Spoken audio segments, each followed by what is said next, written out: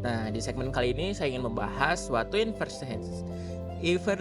intervensi negara maju dalam pengembangan sosial.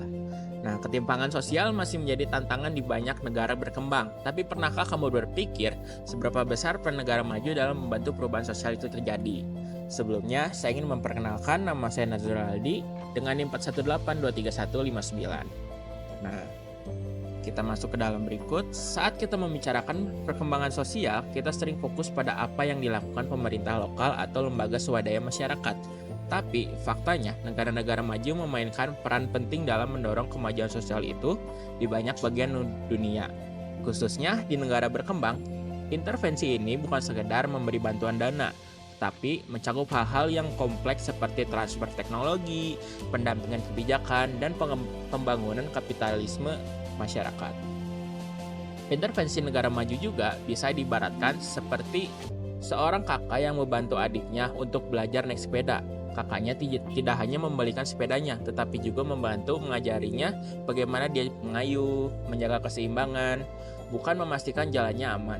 Artinya, intervensi ini bukan hanya soal uang, tetapi pendamping strategis untuk menciptakan perubahan sosial yang berkelanjutan. Bentuk-bentuk intervensinya pun sangat beragam.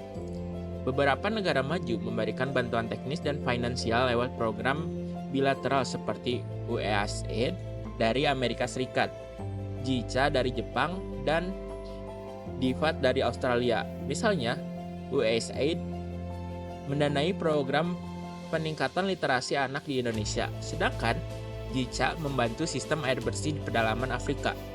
Uni Eropa juga aktif dalam mendukung pengasuhan gender dan pembangunan berkelanjutan melalui berbagai program kemitraan.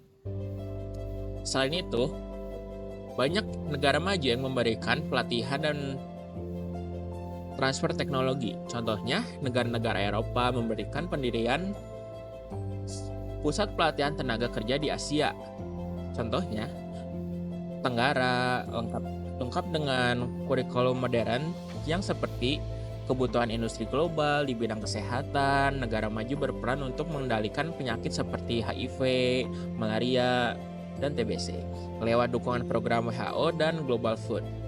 Namun, pentingnya untuk memahami bahwa intervensi ini tidak selalu murni altruistik. Di balik bantuan tersebut, seringkali terdapat kepentingan politik, ekonomi, dan keamanan. Misalnya, negara donor ingin menjaga stabilitas kawasan agar investasi mereka tetap aman, atau mereka ingin membuka akses pagar bagi produk dalam negerinya. Maka, intervensi juga bisa menjadi alat diplomasi yang halus tapi strategis. Meski begitu, tidak dapat disangkal bahwa negara maju dalam pengembangan sosial memberikan banyak manfaat. Mereka membantu mempercepat pembangunan manusia, memperkuat lembaga demokrasi, dan mendorong kesetaraan sosial.